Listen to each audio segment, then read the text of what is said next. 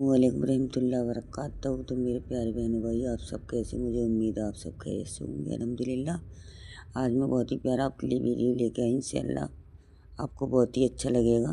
اچھا لگے تو آگے بھی شیئر کیجیے گا، اور جو بھی میرے چینل پر نئے ہو میرے چینل کو سبسکرائب کیجیے، جس سے دوسری نوٹیفیکیشن آپ کو ملتی رہے گی۔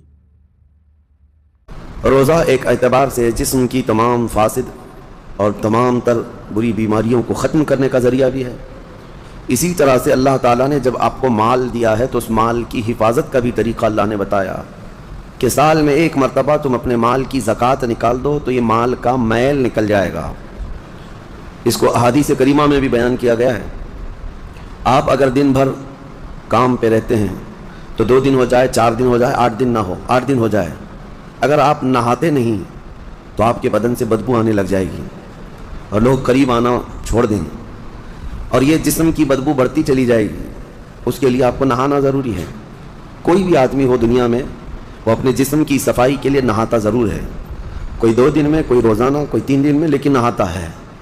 اسی طرح مال کو بہت دنوں تک اگر کوئی جمع کر کے رکھا ہے تو دنیاوی میل اس پر چڑھ جاتا ہے، اور اگر اس کو وہ نہیں پاک کیا تو اس مال کی بدبو اسے ڈس لیتی ہے، اور اس مال کی بدبو اسے بد اخلاق بنا دیتی ہے اور عیاش بنا دیتی ہے۔ جن لوگوں کے گھر میں زکوٰۃ کا 1 روپیہ بھی باقی رہا، گویا کہ ان کے مال میں پورا حرام پیسہ باقی رہا، اور حرام جب تک گھر کے اندر رہے گا اس کے خیالات بھی فاسد خیالات ہوں گے، اس کے اخلاق بھی گندے اخلاق کی طرح بڑھتے رہیں گے۔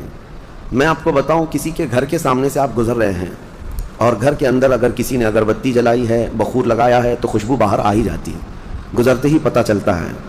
لیکن اگر کسی کے گھر کا ٹوائلٹ ٹوٹ چکا اور اس کی غلاظت گھر کے اندر بہہ رہی ہے تو اس کی بدبو صرف گھر والے نہیں، باہر والے بھی سونگنے لگ جائیں گے۔